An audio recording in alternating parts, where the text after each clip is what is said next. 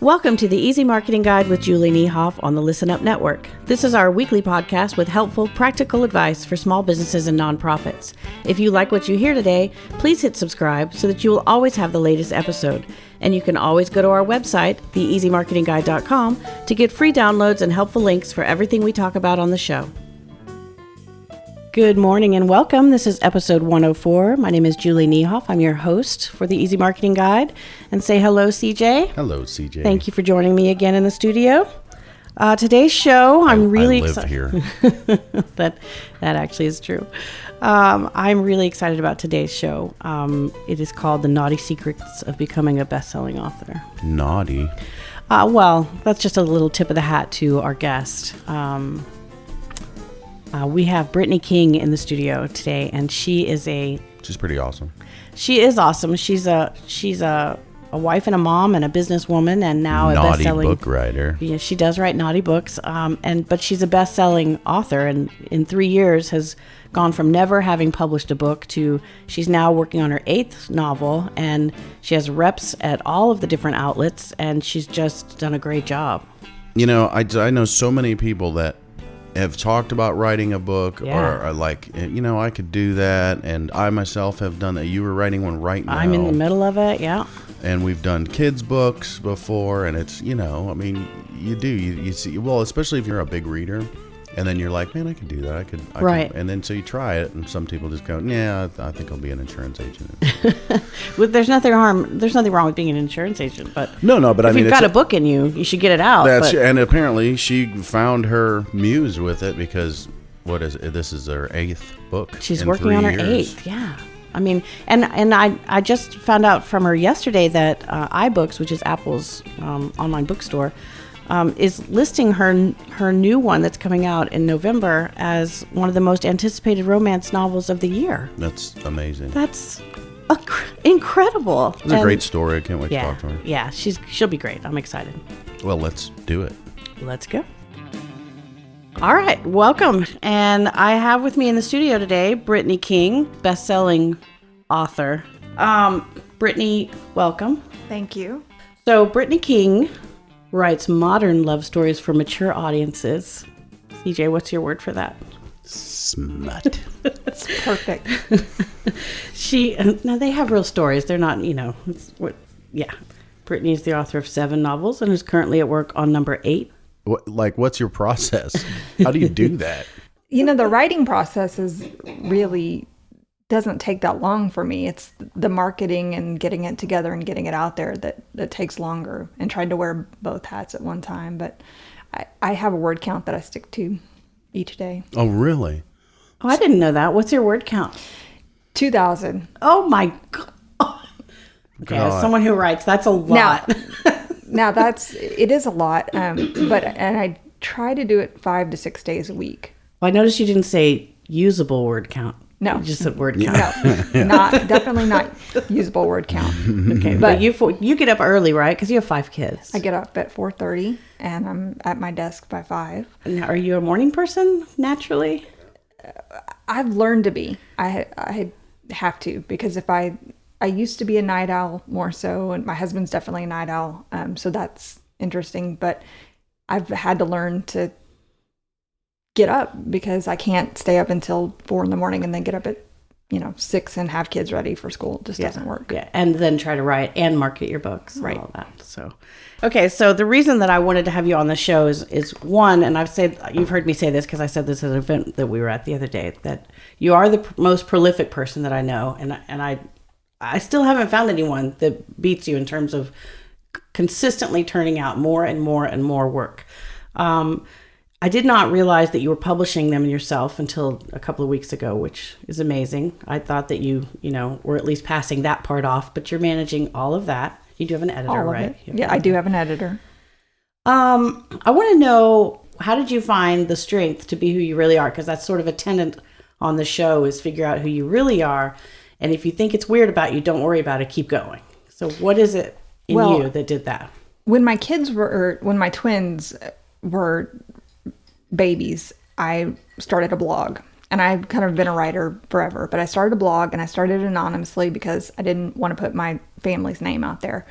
And through that process, I realized I didn't really like being anonymous for various reasons. And so when I decided to write a book, I said, I'm going to use my real name. And a lot of that, I was really naive about about it. And I think that actually is a good thing that I was so naive in the beginning. Very often better to be dumb. Yeah.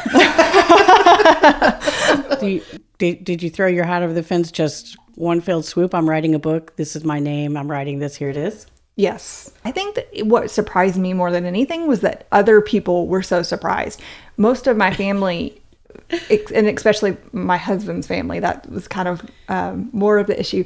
They expected that I was going to write something comedic, funny, maybe a little more wholesome than I did. I mean, you do have a whole image of wholesome. I know that surprises you every time I say it to you. I know, you do. And it's difficult to balance the two because a lot of my focus in business is around success and being successful, and to balance that with who I am as a writer, a fiction author, has been interesting. I think it's been really interesting to watch from the other side too. Right, you're a networker and a really good one. Were you a voracious reader of these types before? Well, and not of my type book, or the type of books that I write necessarily. I've always been a voracious reader. Mm-hmm. And honestly, when I sat down to write my first book, I really didn't know that it was going to be as dark and smutty. Like you found a place. Say it like smutty. You found a place in the back of your head that is like this dungeon or something. It's like and that's exactly what my first book is about. A little bit. Who hasn't read it? I've read it. Yeah. That's because Smut for Men is like 5 minutes long and then you sleep. CJ. That's awesome. Yeah, they're easy to write. So where do you come up with the storylines? And I don't mean the smutty parts, but where do you come up with your characters? Are they amalgams of other people in your life? Or are they part of you? Or how does that happen? People are always so surprised. I think they think that my characters are me. And really that couldn't be further from the truth. So what is the process? Do you just sit down and stare at a blank piece of paper and write 2,000 words and wherever it takes you? Or do you plot Sometimes, a plot? yes. Sometimes I just sit down and stare at a blank computer screen for, a good hour. So your creative process is get up in the morning and do it, which is just start. Just do it. You threw your hat over the fence to begin. And are you happy that you've done this? Are you enjoying it? Yeah. Oh yeah. I love it. I thought you were, but you can't really work this hard in this many hours if you don't love what you're doing. So let's say you get done with the last word, goes to your editor, comes back, approved. Now what? How do you launch it? So it goes on to Amazon, I'm assuming. It goes on to Amazon. Launching is something that really has changed since I started publishing in 2013. And when I first started publishing, it was more of you just throw it out there. You put it up and you throw it out there and really didn't have an idea for what I'm doing now. It's a bit more methodical. I will schedule a blog tour. There's a whole niche market of bloggers who blog specifically about books, fiction books, romance books, whatever. You will submit your book out to the bloggers and they'll either sign up for your tour, which is a period of time where they read, review, promote the book on social media and on their blogs. And, it's kind of like it's a virtual tip. A virtual book tour is what it is. It's a virtual book tour. Very cool. So in that, do you have like an agent or is that all you? That's all me. Wow. Now there are tour companies. So, PR people who specifically just work with bloggers, and I do use those. I've actually transitioned into really determining more so who gets my advanced reader copies versus, targeting it more, because you do learn as time goes on that your book's not for everyone and you don't want to just...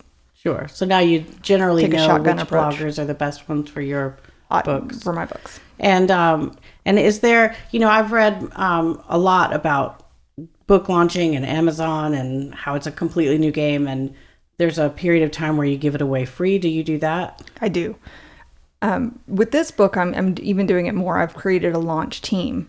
And I have always had beta readers, and they will be my first readers and reviewers, and they're the ones who go out and will post the early reviews. I also use Goodreads so that people can add it to their TBR early. Goodreads is that a site or an app? It's a site, and it's owned by Amazon now. Oh, Amazon I didn't know them. that. Good to know. Yes. Yeah. And you can also do giveaways through Goodreads, which draws attention to your book. So I know, since I knew you as a networker first, and when I go on your website, I look at it, and there's really one place that pulls my attention. It's right in the middle of the page, and it says, sign up for your free book to start your collection, which I love the way that you phrase that. And I gather that you're growing a list just because we both have that as a part of our background is you're building an audience, you're growing a list, you're networking at all times. I was interested if you would talk about the fact that you give away free stuff.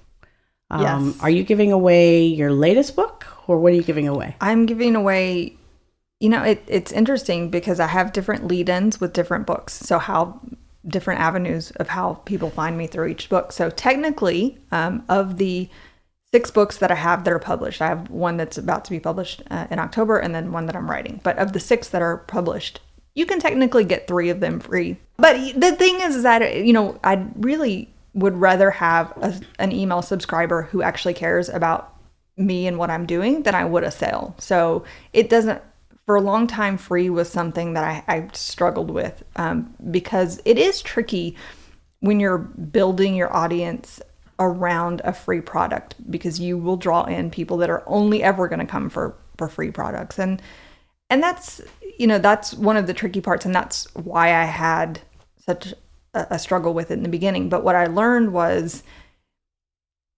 you have to be out there and you have to have funnels for people to find you. And, so more important to have a reader than a payer? Exactly. Why is that? Is it because they will come back and buy another one later? Have you seen that in your marketing? I've sold more books in July and August than I've sold my entire career since changing my philosophy around free. That's really big. So you changed your philosophy around free recently. I didn't realize it was that recent. It was pretty recent. You started giving things away, and now you're starting to sell books more. Yes.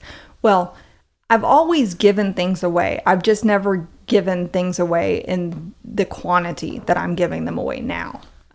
So I think that the more you give away, the more people are paying you? Absolutely. Imagine that. Imagine that. I love it, though. I like that there's proof of it, because you hear it and you say it and you try to really stand in it, but it's hard to accept it. Yes. And how do you put a cap on that? Like, do you say it's free just for today, or you use this code, or what? Well, I have, my first book is permanently free, so it will probably always be free. It's the first in a series, so that's one reason that it works really well.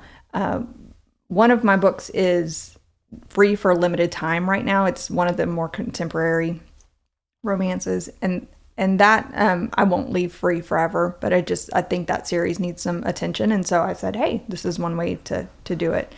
And then the other book that's free is just for my email subscribers. Are you buying blocks of ISBNs and I do. Just use those numbers? People that write will understand why I'm asking you that. And then are you publishing under a separate company? Like, have you created a publishing company that is your business so that on Amazon you own it? Amazon doesn't own it. That's correct. I do purchase my own. I purchase blocks of 10 at a time, which actually go faster than you think, because you need one for paperback, you need one for ebook. Yep. 10 ISBN numbers. Yes. Yep. 10 at a time. And they're cheaper when you buy in bulk too, though. That's right. Yeah. Yep. And I created Hot Banana Press. So it's not like you can't tell that's indie. That is the name that I publish under, which if you want to ask if that was a mistake. Was that a mistake, Brittany? Maybe. I am not asking that at all. I got it. Do you use CreateSpace at all? Amazon has a tool called CreateSpace. Is that what you're building the actual format of the ebook in? No. CreateSpace is for paperbacks primarily. Okay. Amazon KDP is where you upload your ebook to. There are so many different platforms now that you can format your books. It's confusing for new writers. Right. Raising my hand. There are so many. I do not format my own books. I don't need that headache. I'm not technical enough. I mean, it actually has gotten a lot easier than it used to be 3 years ago because there's so many new tools coming on the market, but I don't do that myself. So does your proofreader do that, or your editor does My that? editor. Okay. So so Amazon KDP, and then so are you in other countries? Yes. Are you selling in other countries? Yes. People are buying it? The UK is pretty friendly to me. Pretty The UK smutty. likes the smut? They like the smut, yes. Yeah. So you have beta readers. Are they the ones that? Well, first, do you have a master beta reader? My husband is actually my first reader. So he's the sounding board, the first sounding board. He is my first reader. Yeah. Okay, so your husband reads it. Does he read it while you're writing, or like Yes. do you like here's the next chapter, or do you wait Nope. until the end? I send it out to my husband and one other beta reader who actually met online. Can't think of it now, can you? Sorry. I hope that hasn't ruined your life. Ask her No, he actually will read it and he'll say, "Where do you come up with this Right. shit?" That's pretty much the way it happens. Who did I marry? And So, would you say that most of your interest, because I don't want to say sales, because especially since you're saying you'd rather have a reader than a sale, which I do love that. Most of it come from social media, or most of it come from the tours and the bloggers doing their own reviews? most of my audience is still very centered around Facebook. I've tried to migrate to Instagram because I like that platform. I like that it's visual. But the readership there are the... Well, it makes sense to me that Facebook is sort of your center platform. That completely makes sense. Well, and email. I know you do email.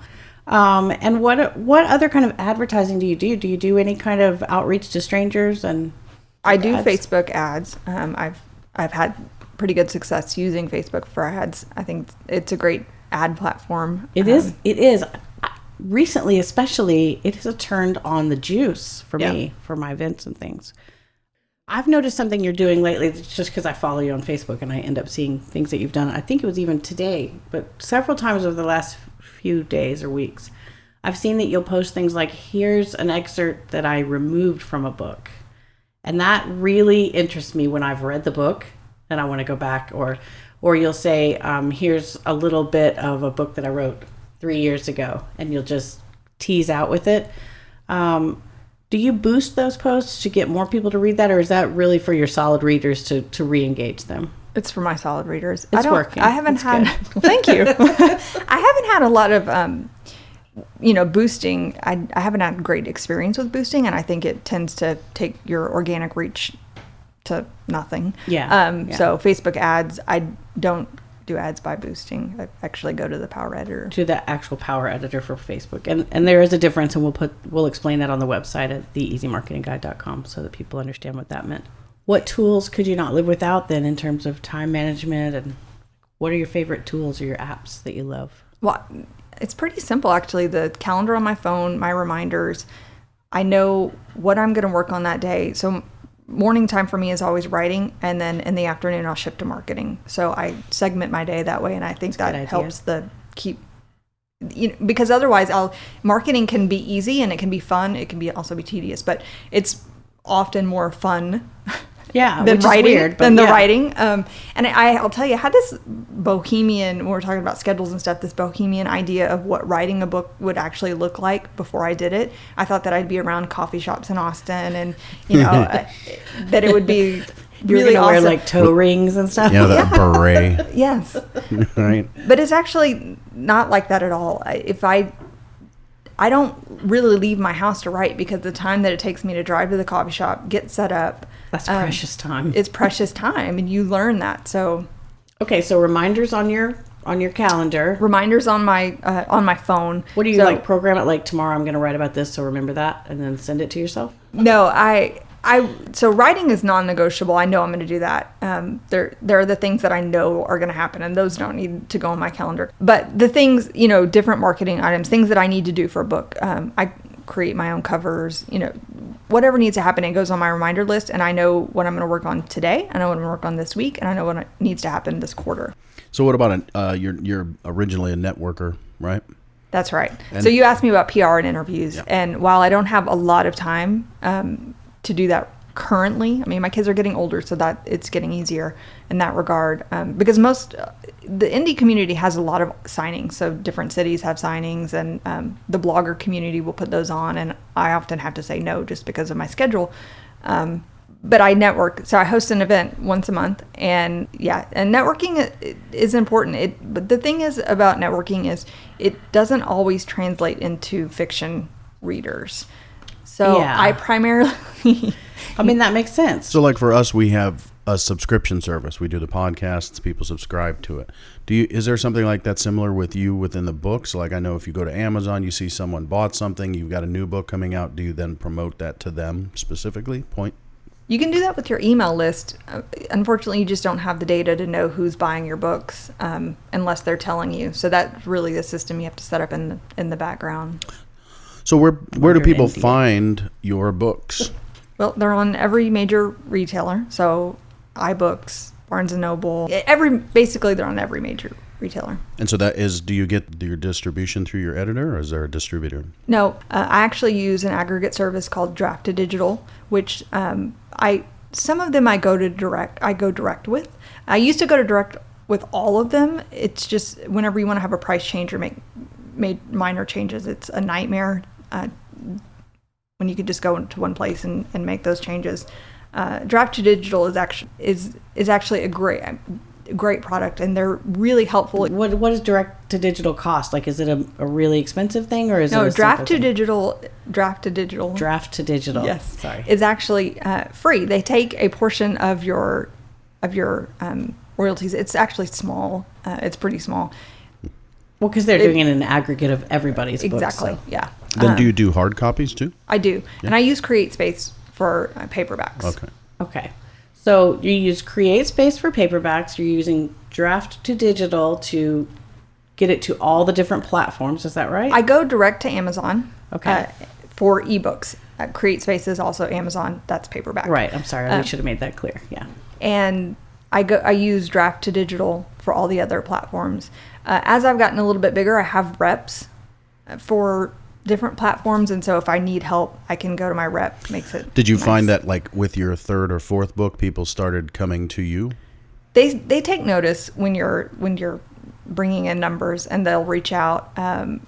When we say you're a bestseller on Amazon, can you tell people what that means? Because I know that people are like, I don't have any idea what that means. I know what it means, but tell people what it means. Well, Amazon has different categories, and so you can rank in different categories. And if you've been a bestseller, and the thing is their category, it's so tricky because their categories change every day, and you really have to pay attention to that. I mean, metadata is huge, and it's something when I was starting out, I had no idea about keywords, and metadata is like words that are associated with your specific book. You have to think about online platforms as databases. Yeah. And I just thought if I wrote this book that people were going to find it. I don't think that's naive. Everybody thinks that. I think so. I think that's normal for you to think that. But now you've learned and obviously have successfully maneuvered to realize that database of books is made up of books that have metadata, which is categories and tags and keywords and things that help people find it when they're searching. And then it turns out people are able to find you, and then they buy your books. You have to figure out, what words people are using when they're searching for your books. And once you kind of get an idea of what those search terms are, then it makes it easier. Can I ask you what your search terms are, or what your most common ones are, or is that cheating for other people to be able to steal your keywords? No, my first series is about a dominatrix. And so dominatrix is a big term. Dominatrix is an example of a keyword, but is romance one, or is that too broad? Is really what I'm getting at. Do you have to get really specific? You need to have a little bit of both. You need to have some you can only have a certain number, and so you need to have some broad ones, and you need to have some that are really specific. So psychological thriller, that would be a little bit more broad. Are you able to see the keywords that other people use? Like there are tools. So if there's a book that's like what you're writing, you could go see it. There are tools that you can purchase. There are things like Kindle Spy, Kindle Samurai that will help you with that. So if someone's writing a book or has written a book and they have no clue about any of this, they could go use tools like that to figure out what their keywords should be. Yeah. Because you would think it would be logical, but it's not always logical. It's definitely not always logical, and it is a guessing game too, because Amazon changes their algorithm. Things change all the time, so you really need to pay attention to your keywords. I have a reminder set for mine to check every 30 days. Do I need to change these? There's your reminders helping you again. So every 30 days, your reminder tells you, go check your keywords and make sure they still fit the categories and everything that's happening. Or just play with them, test. It really is about testing. Thank you very much for coming in today. Thank you. It's awesome. Where do people find you? BrittanyKing.com? BrittanyKing.com. And if they join your list, then they get a free book, right? Two free books. 2 free books. And that's BrittanyKing.com. And we'll put a link and a picture on the website. No worries. Thank you for having me. Thank you, Brittany. What do you think? Did you like Brittany? I like Brittany very much. I was so excited to introduce you to her. She's been an inspiration to me for years, and I've learned so much from her just in life. But today it was amazing. It's really cool to see someone succeed like that, and wildly successful. That and there's a couple bands that I know that you see them go from playing in the bars on 6th Street to now on the Tonight Show or something, and you can raise your fist and be like, I'm watching something, and it gives you inspiration that you can do stuff as well. Exactly. And it looks from the outside oftentimes like overnight success because people haven't heard of them and suddenly they've heard of them. Right. But that's not overnight success. That's earning your luck. That's earn your luck. Yeah, which is a tenet of the show, and I think Brittany's a great example of earning your luck. And she's highly organized. And it seems like that's probably part of the reason why her success is happening, because she's disciplined and organized and does it with a very specific point in mind that she would be able to every single day get up at 4:30 and start writing. Absolutely. And we will put links on the easymarketingguide.com to everything, all of the tools and sites and services that Brittany talked about. And she told us a lot. That was a lot of information. That was a lot. Yeah, so I think we'll keep her the whole show. Oh, that's awesome. That's all right, because she packed so much information in. We'll just have her be the... It was great. And let's just go right into here's what we know, and then we'll wrap up the show. Shit we learned. Here's what we know for episode 104. We learned from Brittany King that writing is not always the bohemian experience that we might picture in our minds, which is hilarious and speaks to your words about her being disciplined. Yeah, she thought she was going to have a French accent in the coffee shop. In coffee shops around Austin. Yeah, no, it doesn't work that way. We learned that it works a whole lot better if you have a plan for launching your book, which she learned the hard way from the beginning. We learned that many bloggers participate in virtual book tours, which I didn't know that existed. Didn't know that world was there. It was very cool. Amazing. We learned that it's good to have a team, and Brittany uses editors and proofreaders, and in fact, her editor puts together or formats her book for all the different sites and services because they all require something different. That's good to know. We learned that, we didn't learn today that sex sells, but we confirmed today that sex sells. Yes. And we learned that it sells particularly well in the U.S. and the U.K. Yes, naughty people. Naughty people. We learned that bookstores that are online are actually like a big database. So you need to categorize your titles and your books, your novels or whatever, with specific keywords and categories that make sense for that book so that it's findable. And actually, Brittany talked about some specific software that she uses to do that. So we'll make sure that that's on the website as well. I think one of the things, attributing to her success too, is her ability to capitalize upon technology. She's said, that just since she started writing, it's changed. Yeah. Dramatically. And that's been 3 years. Yeah. So you have to keep up with the times and what's going on and what apps are good. Although what's interesting, or almost juxtaposed to that, but it goes along with it, is that she also said she doesn't use a lot of apps and bells and whistles. She uses her reminders on her calendar, on her iPhone, and her planner, as most of her daily operations and planning. But getting the book out has changed. Yeah, absolutely. Well, and look at all the things I'm going to need to list on the website. There's a lot. So, but you're right. Technology played a big role. We learned that there is such a thing as a beta reader and that they're helpful, and we're just going to leave that at that. Hey, now. And we learned that believing in yourself and finding your true voice can lead to real success and sometimes unexpected success. I love seeing it happen. Me too. Gives me inspiration. Which reminds me, click the subscribe button, please. Please subscribe or review us or share a link to listen to us. Hit the subscribe button. So go out there and earn your luck. You can do this. Or Thanks I'll for listening. shoot this puppy. Thanks for listening. Peace out. Bye-bye.